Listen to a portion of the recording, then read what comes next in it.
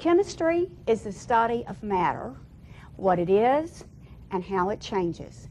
So let's first talk today about what matter is. Matter, well, why don't we just look around us? Look at everything that you're seeing right now, and it is matter. All objects around you are matter. Whether they're solids, whether they're liquids, or whether they're gases, it's matter. Anything that takes up space and has mass is matter. You're matter.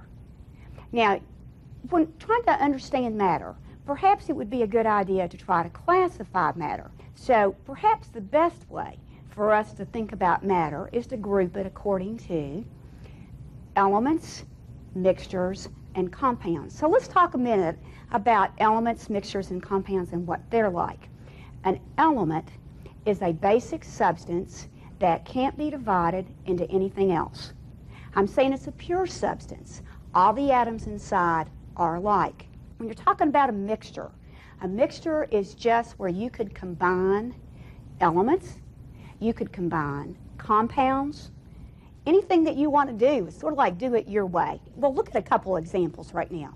If we had some iron, which is an element, and we have some sulfur, which is an element, I could just simply pour them together. How much do you want me to put? Well, see, with the mixture, I can vary the composition. I can put a small amount, and it's still a mixture. I can put some other things in here with it, and it's still a mixture.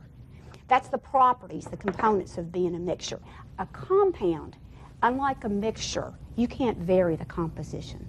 A compound has two or more elements that are chemically combined. I'm using a piece of magnesium metal.